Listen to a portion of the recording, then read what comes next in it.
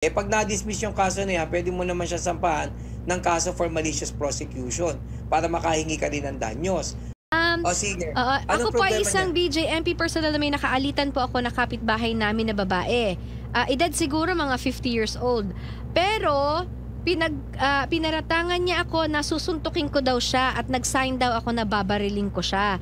Oo, inambahan ko siya ng balikat ko pero hindi ako akmang susuntok o kahit baril na sign. Na-misinterpret niya yung pagturo ko sa kanya at makikita naman ito sa CCTV.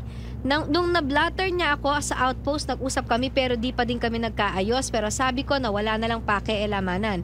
Magkakaroon kami ng hearing sa Wednesday pero sabi niya na magrereklamo daw siya Saan sa barangay? attorney. Sabi niya magrereklamo daw siya sa BJMP dahil daw sa ginawa ko. Hindi ko siya sinaktan at ayaw ko na ng gulo. Maaari daw Okay. ba siyang ma-hassle sa trabaho, attorney?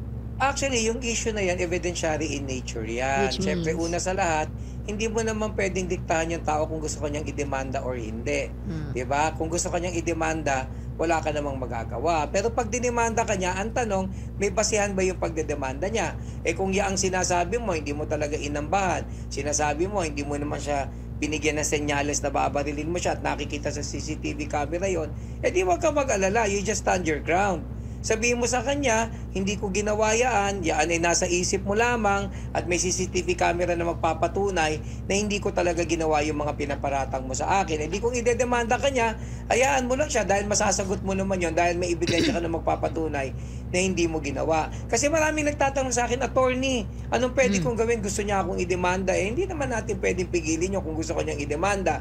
Kaya lang, kapag nagdemanda siya na walang basihan, automatic iniipit ka lang, hinahassle ka lang. Pag na-dismiss yung kaso na yan, pwede mo naman siya sampahan ng kaso for malicious prosecution para makahingi ka din ng danyos. Pangalawa, kung nagsinungaling siya doon sa kanyang pagdedemanda under oath, di pwede mo siyang idemanda ng perjury.